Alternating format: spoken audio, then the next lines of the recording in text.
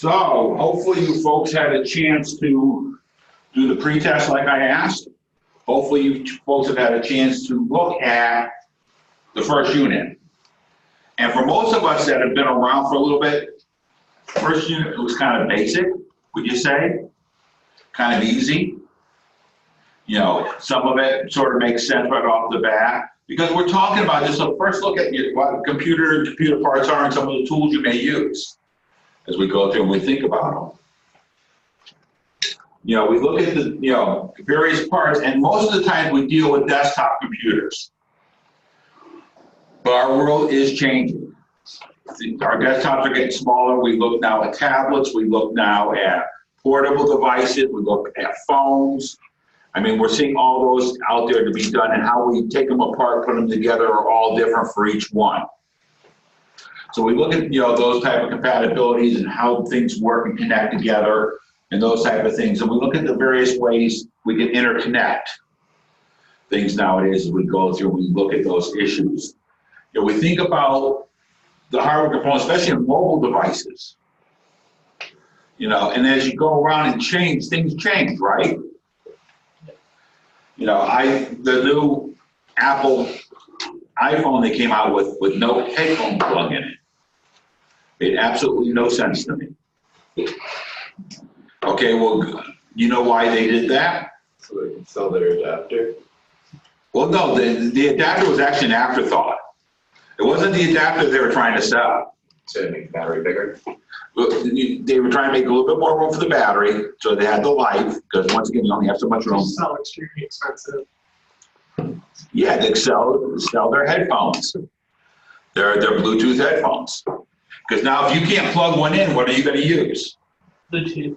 You're going to have to use Bluetooth, and of course, being Apple, you're going to buy theirs. Okay, it was a marketing gimmick that backfired. Because people started having a fit about it, so they created the adapter. The adapter was an afterthought. So you look at those type of things as you go through how we make wired and wireless connections in our different devices. Because now our devices connect so many different ways. They connect in our cars. They can connect in our houses. They can connect so many different ways that, especially our mobile devices, that it can be scary. My grandson got in my car the other day, and he said, can I plug in? So my battery's getting low. Sure, go ahead. No problem. Well, he plugged into my USB port in my car instead of just the lighter port. But that, next thing I know, his music's blaring out through my system, because that's what he connected.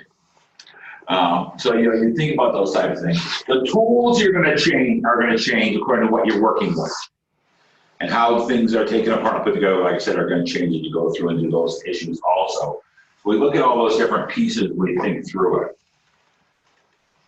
The most basic part of it is the case, or they call it the chassis sometimes, what everything goes into. I don't care if it's a all-in-one, if it's a tower, if it's a desktop, if it's a tablet, if it's a phone, inside this case or this chassis, you're going to all have pretty much the same thing. There's a power supply, there's a motherboard, there's some sort of processor, some sort of memory, a way to put expansion cards into it or expand it out sometimes. There's some sort of storage. Hard drive can be either memory-based hard drive or an actual physical separate drive that works. A lot of times optical drives, other drives as you go through it.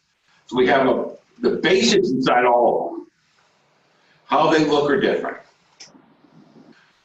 So we look at those, and somebody in my afternoon class asked, they said, I'm getting a new laptop, but the new laptop I'm getting, the hard drive is smaller in it. It's only 125 SSD, and this one has a 250 SSD. Can we take it out of this one and put it in that one? My answer to him automatically was maybe. First, how hard is it to get it out? How hard is it to change it out? And will the new system accept a bigger drive? I don't know without finding out some specs about it first. So that was my answer to him. Maybe, we'll look at it. But usually, we get to choose what goes inside the cases and what we get to do with those type of issues. You know, when you think about how we connect different things, and in this side, you know, it says, you know, some of the ports that are used on it, like the video graphics port, would plug in a monitor. Some devices have them. Some portable devices do not. Most of your laptops have a port on it to where you can plug a monitor in. Not all of them do. So we have those. Some have an S video port, which is more of a rounded port. And a lot of times we see this for video purposes, for TV connections and those types. But there are so many different types of connections that we can go through, especially video-wise. You know, and it's weird because sometimes people don't think about what kind of connection they have. If they have a DVI port, HDMI port, display port, a Thunderbolt, you know, and so on through. You know, just the displays alone, there's 5 different display types you can use. Because you have your standard VGA port, you have your S video port, you have your DVI port, your HDMI port, and your display port. 5 different types. And if you're not paying attention when you buy things, it can really screw you up. The IT department did it to me this summer. So that we can display all around the room on these TVs, we asked for bigger machines. I wanted a machine that had more memory, more speed to it, and those type of things, so that it's instantaneous around the room, in these rooms. So we had them order it for us and everything else. They came in great. Took them out of the box, started hooking everything up. They're a display port. That's the only choice of video I have on this. Is display port. Which is great. And there's 3 of them. Even better. I can hook up 3 monitors and play them all at the same time. But not one monitor I have is a DisplayPort monitor. So you have one of 2 things. You either buy an adapter that will adapt the DisplayPort to what you currently have, or you buy a new monitor. Me being the person I am, you know, why not just go out and get new monitors? So that way I got bigger monitors for the teacher station so we can stand around and see better what's being displayed up on them. So, but you know, when you deal with computers and you start looking at all the different things and what's out there, if you're putting together a desktop or a tower or anything like that, something that has its own chassis, make sure it has the connectors or the ports on it that you want. As we go through and we look at those type of things. The Thunderbolt for connecting things, network ports, sound ports, there's all these different ports on the back and they all have something they do. USB ports, everything else as we go through, FireWire. And sometimes you just look at the back of a machine and go, what in the world are all these things? Take the time to figure out what you have and why you have it. You know, like I said, I really like this machine and I like it a lot because one of the things it does have is plenty of USB ports with it also. There's 8 of them. That may sound a little bit weird for some of you, but you know, once again, it matters what we're using it with it. Like my pointer device is USB, you know, through wireless. So I got the USB connector in the back of that. If I want to use a USB stick or multiple USB sticks, I can stick them in. There's a lot of possibilities and things we can do with those. So we look at all those pieces and we look through what's inside the case. You know, once again, we're still going. External SATA ports, PS2 ports for keyboard and mouse connection. Oh my goodness, the old serial ports and parallel ports. If you find a machine that has those on it nowadays, first thing I do is say run, and the second thing I do is say faster. Because you really don't want to mess with those. The old serial and parallel ports were great for what they were made for, and even the old modem ports, connecting into a phone line to do dial-up. We have gone so far beyond that nowadays in our technologies and our usages. And unless you really have a device that has to have it, get away from it. It's the best thing I can say. So you want to look at those types of things. But there's possibility, they're out there. People still use them. You know, I went and someone was complaining about the printer not working right at a business, so I went and looked at it. It was an old dot matrix printer. Ran off a parallel cord. And I said, it's time to come up to the current century. And you need to do this, this, this, and this. And they fought me the whole way. Matter of fact, it's still hooked up. Sounds like my boss. It cost them more. It cost them more for me to replace the print head than it would have been to buy a new inkjet. Just that's what they're used to, and they don't want to change. Like you said, that's all your boss He likes sounds like. having those, he has stacks like this on his desk from like 10, 15 years back. He just likes having the physical, huge stacks of dot matrix paper. It's crazy. Yeah, it is. It really is. It's old school. You know, things have changed so much nowadays, the way we do things. Those old school people have a real hard time changing. And we're going to run across those out there. But once again, hopefully, if you see those last reports on a machine, people want you to work with them, hopefully you can run away and not have to deal with them. Because they all have their own types of problems and issues that go along with them, especially we talk about interrupts and how they connect and what is on what channel and those type of things. We move through. So we look at those. We look inside the case, and you're going to have a chance to look inside of a case, you know, and where things go. Pretty much, this is your standard layout in a way. Usually you'll have a drive bay. That'll be on one part of it, which is like over here, which anything like a hard drive, a floppy drive, DVD, ROM, or whatever, you'll go ahead and hook up to it. So you'll have that you have that bay right here. Usually on the top or the bottom or somewhere there's a power supply unit. You can tell that it's a brick that's in there that's pretty well sealed and may have a fan in it. Usually on the bottom, there's a big board. That's the motherboard. And then usually on that, there's a piece that has a fan on it. That's the cooling fan for the CPU that's underneath it. You'll find away sort of from anywhere else a set of slots, which are the memory slots. And then you also find usually a set of slots that come more towards the back for those expansion boards or those expansion cards that you may want to deal with as you go through and you look at those. So we look at those different pieces about what that motherboard or the system board is. It should be the biggest board that's inside the system. Okay, just to let you know that to begin with. It's the most important piece because that hooks everything together.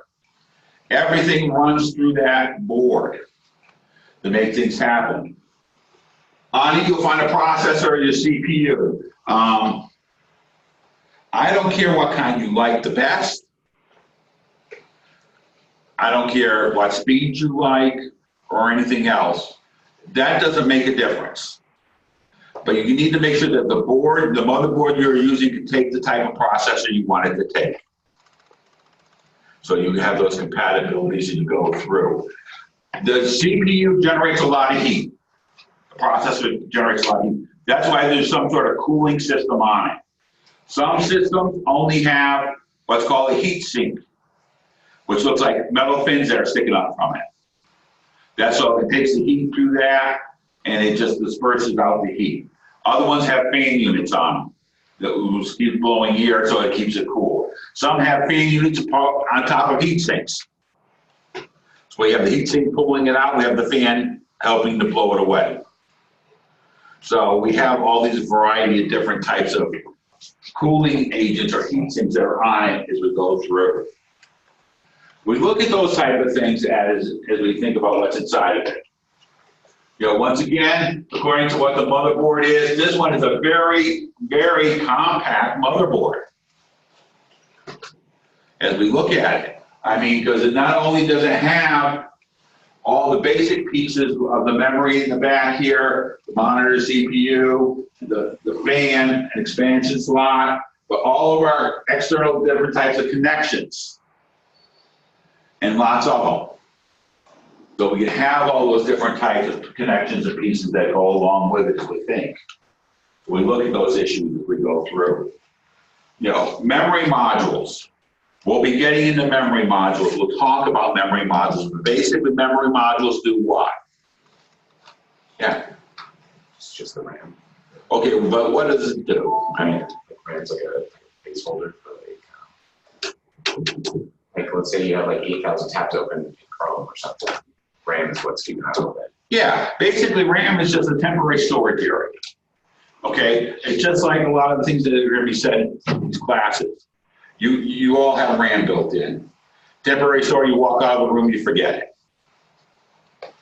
Okay, it's the same type of thing. It's just temporary. You kill the power to the machine, whatever was in RAM is gone. It's really that simple as we think about it. And there are different types of RAM memory. There's DIMMs, there's SIMMs, there's DDR2, DDR3, DDR4. There's all kinds of it, and they all work a little bit different. We go through, but basically it's just a memory issue. There are hard drives, and there are different types and sizes of hard drives. I've watched these. It amazes me. Not only has hard drives got more storage to them nowadays, they got smaller. We've gone from these big units down to these smaller units, and there are a lot of different ways down now to save information. Finding a machine with 520 gigabytes of hard drive is no big issue anymore. Terabyte drives, no big thing. We look at it and we think about those things. So our hard disk or our hard drives are permanent storage. Anything that goes into that stays there until we remove it again, or it is overwritten. By just deleting something off the hard drive doesn't mean it is gone. It just means it's harder to find it. So that space on the hard drive is overwritten with more information, it stays. So we'll talk more about hard drives later on too as we go through. Power supply, or the PSU, power supply unit. It takes whatever our household current is, our AC, converts it to DC so everything inside the system to work. And it has a bunch of different types of connectors that come out of it according to what it's going to connect into. So we'll work with those as we go through. Different form factors that are out there. Form factors describe the size, shape, where the screw holes are, and those type of things, major parts of a board. And we're talking about the whole system. So if I deal with a case of an ATX form factor, that means I want need an ATX motherboard, a power supply for an ATX, and everything else. Because it tells me what size everything is, where the holes line up, and all those different pieces. There are basically two types we use, ATX and micro ATX. There used to be a lot more than that. Be glad we're down. It makes it a lot simpler as we go through the hook. And sometimes, you need to know these things, because if you're going to try to put a new power supply in a unit, and you're using an ATX power supply and it's a micro ATX system, it won't fit. It's going to be too big. So you need to know that when you're going through and buying pieces. So ATX stands for Advanced Technology Extended. It's the most commonly used form factor that's still out there. Like I said, Intel invented it a long time ago. Okay, it's been around for it's almost 25 years now that they've been using those type of things. ATX power supply has a variety of different types of connectors that go into it. Once again, as we talked about as we went through, they have those. And we're using the most common thing is a 20-pin P1 connector, which is the main power supply from the power supply unit to the motherboard. And there's only one of those on there, and so it's really easy to figure out. We have 4-pin and 8-pin auxiliary connectors or Molex connectors that go on it, and a variety of different other types that there are out there, according to what we're connecting to. We're adding additional power onto the motherboard to drive the video or whatever it might be. They all have these different connectors as we go through and we look at it. They're set up. Micro ATX is smaller. It's a major variation of it, reduces the cost of a system. Because it reduces the number of expansion slots. Smaller means less stuff in it. So we look at those type of things as we go through again. And you notice this one uses a 24 pin P1. What I say the other one used? 20 pin. So that tells you can't interchange the power supplies between the two form factors. That's another reason you want to know what it is as you go through and you think about it. Now, one thing I will tell you about this type of thing, especially when it comes to power supplies, I don't care if it is a ATX or a micro ATX system you are using, you also sometimes have to be careful of brand names. Some of the brand names with some of their systems purposefully change the ports. So they're not the same. You know, pin 4 may be a +8 port on a standard ATX, but on theirs it may be the +4 port.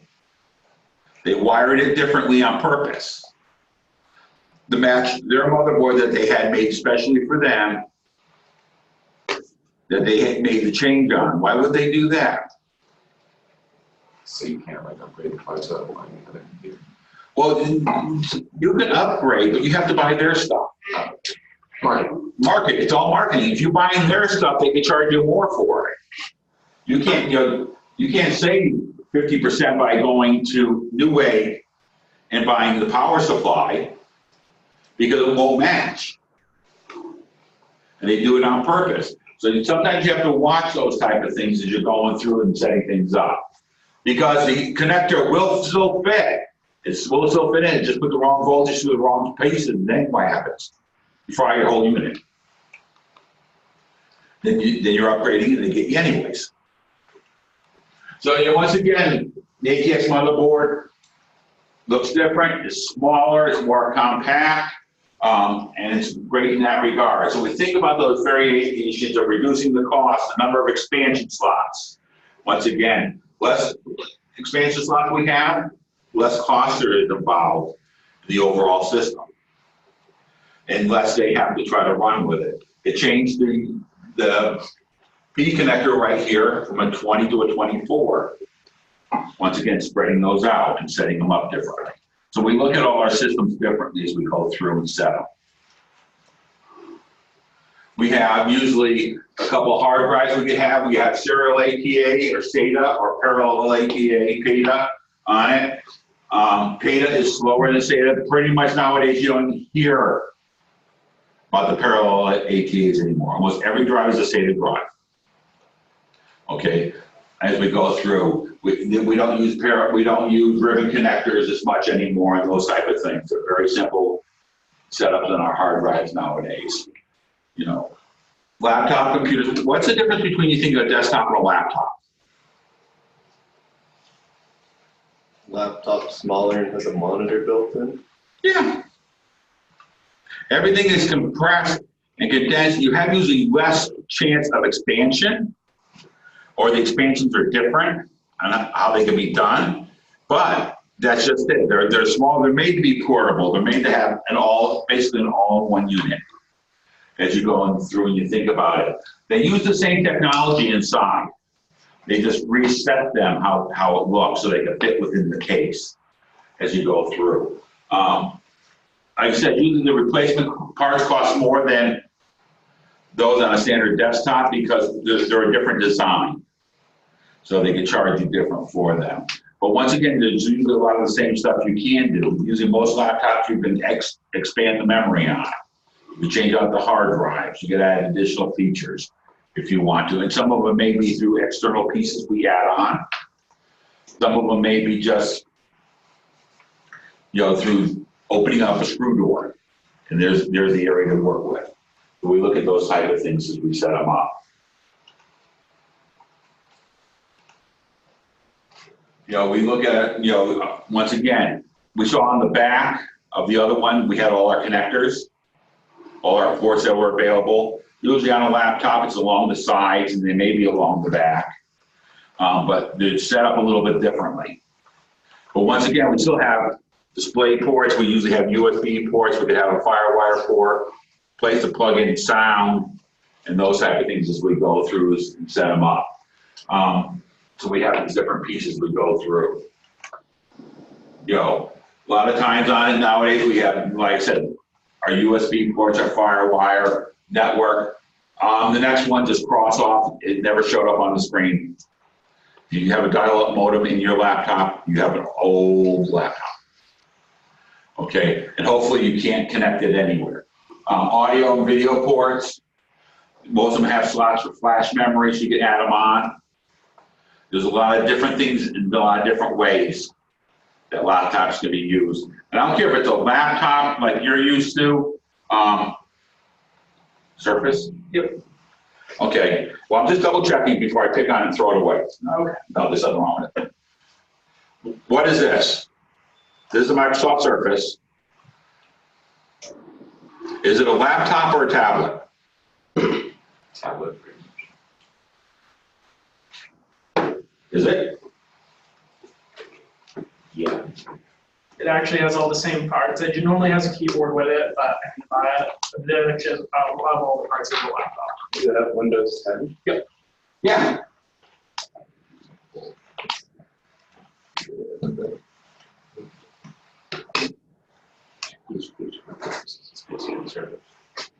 It is cool. Same device. Windows Surface, Windows 10 is on it, has everything. The only difference with mine is I have a keyboard.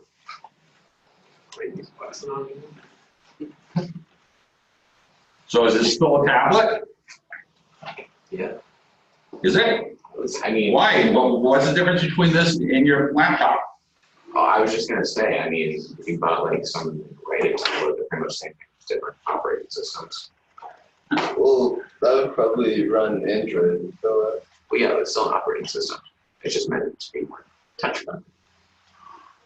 I mean, basically, that's a computer, has everything that your laptops have in them, has everything my desktops have in them. It's running Windows 10, regular Windows 10, like everybody else in it. I got a keyboard on that one, on it. Yeah, and I do have a touch screen. But for a regular system, I go buy a touch screen. So see what I'm saying, where things are starting to get convoluted on what's what? I don't know. I don't have an answer. I'm gonna tell you that right now. You know, I know a lot of people that call the Surface a laptop. I know a lot of people that call them tablets. 2-in-1. 2-in-1s. Yeah, I've heard that. I mean, and there's a lot of brands out there that are making this type of thing. I have seen, I think it was, the last one was a Dell. It's bigger than that. I think it's about an 11-inch screen. It looks like a laptop, except you can actually take that whole screen and lay it over flat, use it like a tablet. So, see what I'm saying? Basically it's whatever works for people. But in the IT field, we gotta look at all these different things and what the different connectors are and how things connect, because it does make a difference as we go through and we think about them. So, we work with these type of issues as we go through. Now, I just wanted to point that out because sometimes people in their mind has a very, very strict separation. This is this, this is this, this is this. We've done a great job in our world to blur that separation. The only thing that is separate is basically a desktop. But kind of we've started to blur those too. Because it is still a desktop if it's an all-in-one like these Lenovo's. Or is it just a big tablet? Well, now these ones here don't have touch screens. You have to use a keyboard and mouse with them. But I can get the same machine with a touch screen. I made the mistake when I bought my wife's all-in-one. I bought an all-in-one because of where it was going, just space-wise. I said this would be great. Not paying, it said touchscreen was on sale. I said, I don't care. Now she has a problem because the cats like to come up and visit her and they rub across the screen. And yes, they will change things for her because it acts like a touchscreen. So we think about those type of things. Any other questions for me? Kathy's taking over. I'm all done. I'm missing a lot. See that? I know. I think I scared them that bad in the first class. So we look at that. We look at how we can connect different devices into our smaller units, our more portable units. And these work with our bigger units. You notice the dongle here is to connect this one, hopefully, it's network port, good. It's an RJ45, so I can physically connect it to a network. So this is the network side, I connect it to the network. This side is what? USB port. So anything with a USB port, I can plug it into, it's gonna work. Oh, cool. Let me try, I can change screens. And then once again, we can also have, in this case, it's a more compact, the other side is for a wireless connection. But once again, that's a USB port. It's just a small unit that plugs in. So it can work, we talk about it in regards to our portable units because that's usually where we'll need them the most. But you can use them on anything that has a USB port.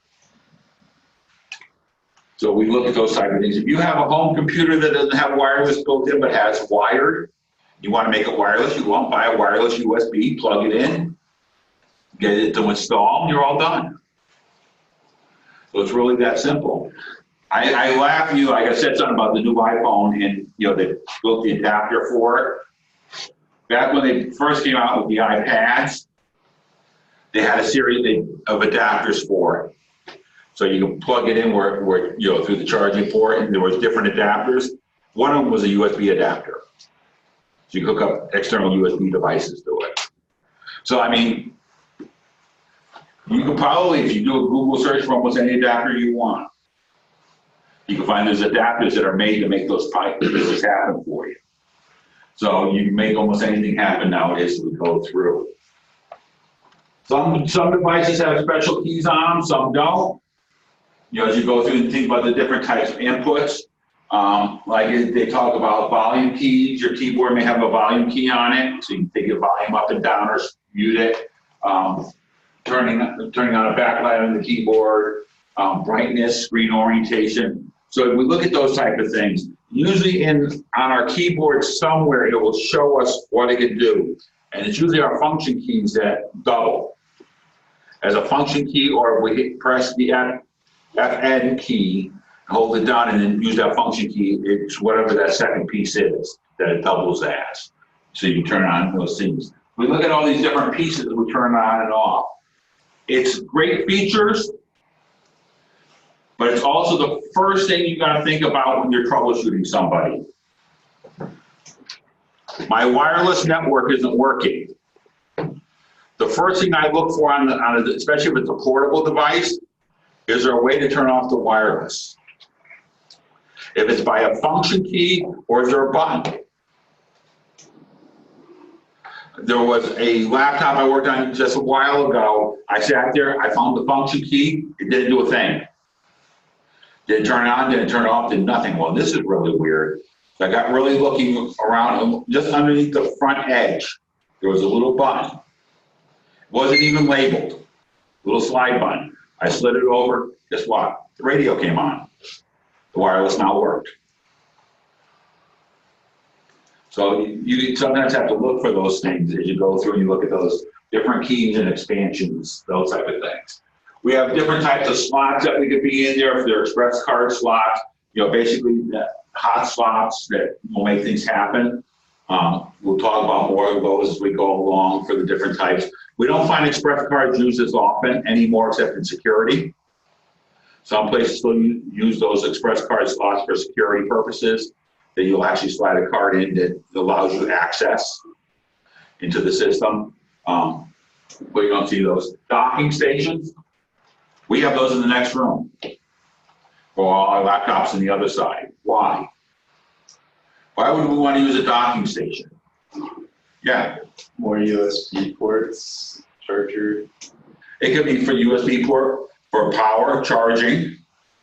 Yeah. It's like you just want to have a desktop experience in your actual keyboard. mouse and stuff, you just plug it in, and connects all before the other ones. Yeah, I mean, if you wanted to have a bigger keyboard, mouse, bigger monitor and those type of things, they're all connected. So when you hook up, you're now using like a desktop, like you said. But the reason I got them next door is not for desktop experience. It's for ease experience. Okay, we have the power, we have our network connector goes to them. Anything we want USB-wise are already connected. So as soon as you hook up with your laptop, you're still using your laptop, you're still typing on your laptop, using your laptop screen, but all those other pieces are available. And you don't have to sit down, plug in the power, plug in your network cable, and all the other pieces. All you do is snap on, snap off. Or in this case, wax on, wax off.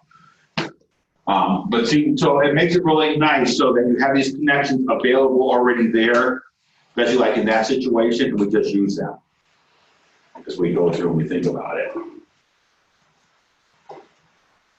You know, we look at the internal components on it, a lot of the same things we see once again. We see the hard drive, we see the CPU and CPU fan, we see memory slots. In this case, the wireless card is built in, it's right there. This wire that's coming off of it is the antenna. So, you know, we have all these different parts that are inside, and they're just inside the box itself.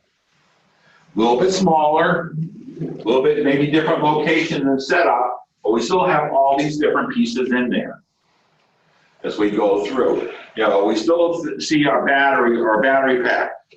This is different than the desktop. The desktop doesn't have a battery built in because you're not going to pick it up and usually take it somewhere and use it. We have a hard drive. We have our CPU, heat sink, and fan. We have memory, wireless system board, optical drives, whatever else. We have a power supply. And that looks different. So we have all the major pieces still there. The type that's used and the sizes may be different. So we look at those pieces we go through. An all-in-one computer. Basically, it's just a laptop flipped on its side and bigger screen. It's really what it is. But all those pieces, once again, are built in as you go through, and where they're located may be a little bit different. But if you notice here, the CPU fan, it kind of looked like a CPU fan that was in the laptop.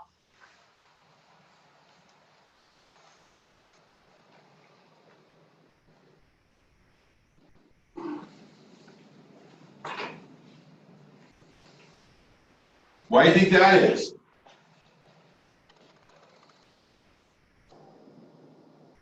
More compact. It's more compact, amount of space. They're trying to be thin. They're just like on a laptop. So you have a lot of these same pieces on it as you go through. Usually the hard drive is usually the same size and those type of things. Same type of memory is being used. Because they're, once again, thin. They're thinking about the space that they're taking up. So they're using those type of devices on them as you go through. You know. I love this screen. It makes no sense to me, but we do it anyways. Only because the first thing, this should be so much common sense. But it's not. I've seen it all the time. Do not touch the LCD panel with sharp objects. Use your pocket knife and poke it to point out things on your screen. You aren't going to leave marks. It's really that simple. And LCD screens, you can ruin easily, especially on some of these. You know, you pressure hard enough, it will leave a weak spot on the screen. So that crystal display can't be messed up. Do not pick up or hold the lid by a lid. I saw this in high school, I don't know how many times. Student takes a laptop. And I want to show you something. Okay, this one is okay to do with. I don't think you want me doing it with yours. Those connections aren't made to hold all that weight that's on the bottom like that. Always pick it up by the bottom as you go through.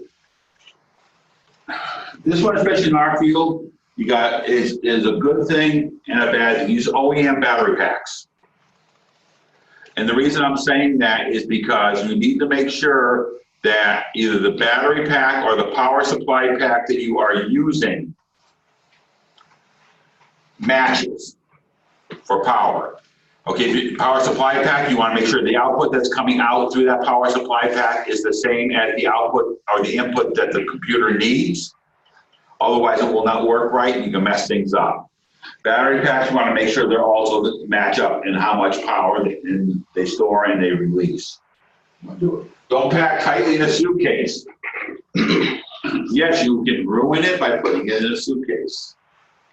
I promise you, if you put it in a suitcase and then you check your baggage, then more than likely when you get to the other end, the screen will be cracked.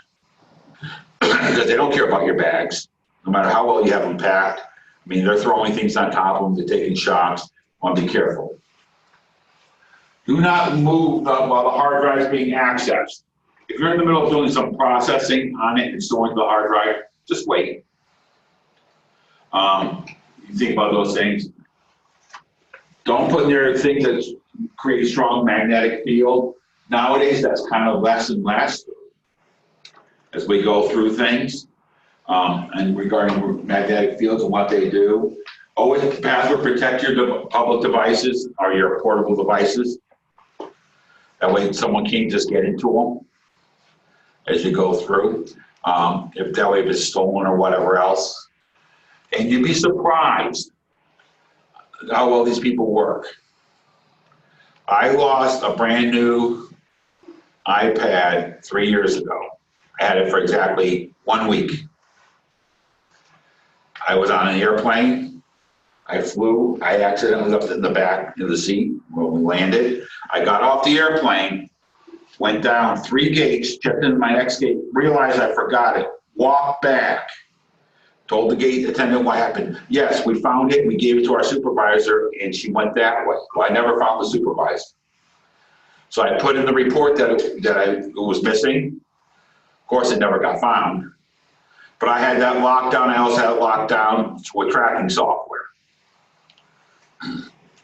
2 weeks ago, it shows up in the tracking software. They kept it offline and put away all this time on purpose. That way, hopefully, everyone just forgets about it. Now they got a device that they can reset. They thought and use. So, you know, people aren't in a rush sometimes to change out the electronics. So you understand that. So, you know, it can't get stolen. You want to be careful. Keep, you know, room temperature. It doesn't like freezing cold. It doesn't like real hot. Just like us. So you want to think about it. Keep it away from smoke, water, and dust, which is a smart thing. Also, realize if you let the smoke out of your laptop, then it doesn't work anymore. If you let the smoke out, it's not going to work. Okay? And I don't know how many times I said that about everything we work on. So you think about that. Do not power up and down unnecessarily. You know, just don't be turning it on all the time just to do it. Don't run it while it's in a case, resting on a pillow or covered by a blanket. Have you ever noticed how hot these things get? And I see people all the time sit there on, you know, be sitting on their bed, put a pillow on their lap, have their laptop on it. Well, that pillow is softer, so it covers up the ports on it and the exhaust fans and those type of things, so the heat ends up building up in them. So you can get hot real fast. You know, so you want to be careful on all these things as you go through and you think about it. Like I said, these are all common sense things, but you'd be surprised how many times you'll see this happen. People don't think. And so we got to think about it. You know, once again, as we think about cleaning, you know, just a soft cloth, clean it off. If you're going to spray anything that's going to be liquid to wipe down the case, whatever, spray it on the rag you're using and then wipe it. Don't spray directly onto your pieces. You never want to do that. You can use compressed air to blow out your air vents and everything else as you're going through and cleaning things. So you can do those type of things. And you look at those issues. You know, it says first look at mobile device hardware. You know, now we start really mobile device, small mobile device special. We start talking about our cell phones. And once again, the amount of stuff we can do with them is unbelievable. And there's all sides. We have everything from a normal size cell phone to phablets. That's in between a phone and a tablet. And then you got your tablets, there are different sizes and everything else. So we can do a variety of different things, and you never know what's going on. And you got to think about those type of things. And that's the reason why people like them, because we can look at those type of things as we're going through. Most of them can nowadays connect through Wi-Fi. So any place you can pick up a Wi-Fi signal, you can do it. They have Bluetooth built into them. Some of them are built for cellular phones. They act like a cellular phone. They connect to the cellular network as we go through. So we have all these type of things we go through. Then, of course, let's get to the e-readers that are put out there. Let's think about smart cameras. My 35, well, I call it 35 millimeter camera because that's what it looks like to me, but it's not. It's a digital camera. It's a smart camera. I connect it to Wi-Fi and I can upload to the cloud, to Facebook, to everything else with it. We have all those type of things, all the way down to our wearable technologies that we can have. All the way down to even beyond that, our home technologies. You know, I love seeing the ones now where they can control things like their stoves, their refrigerators, all those type of things through the use of Internet of Things. You know, it's scary to think about some of those type of things, but yet we're doing it. You know, garage door openers, you control it with your phone. Nowadays, the garage door opener can even send you a message saying that you left it open. So you can say, oh yeah, it shouldn't be open. It'll come on your phone, you click the button, it'll close it. All that technology is what we are going for, and we are going through as we think about it. And we'll be talking a lot about the different types of connection types that are out there. The most common, obviously, is Wi-Fi. Bluetooth we use a lot. Well, thinking twice about it. Some people still use infrared as we go through our near field communications. Wired is still the best. You know, mobile hotspots, tethering for mobile hotspots, and everything else we go along with it. So we think about those. We think about our smaller devices that have gyroscopes built into them, sensors built into them, and how those work. GPS is built into them. All these different pieces as we go through and we think about it, as we go through, we think about solid-state device storage. As we can add more storage onto our portable devices. And those get pretty big as we think about it. And it's just a little card.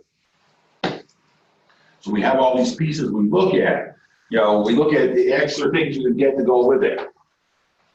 You know, if it's a wireless speaker, you know, in my case that I use when I go traveling, especially places, I have a pointing device in it. I have a Bluetooth speaker. I have all these different pieces in there so that if I have to do presentations or whatever, I have everything I need.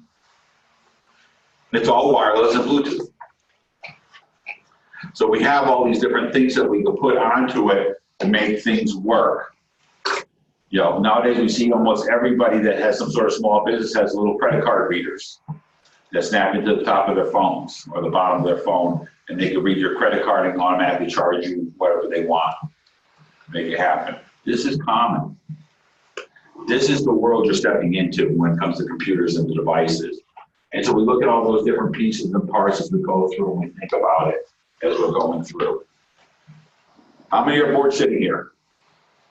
Be honest, I am. When we get up, take about let's take a 10-minute break, we'll come back, finish up.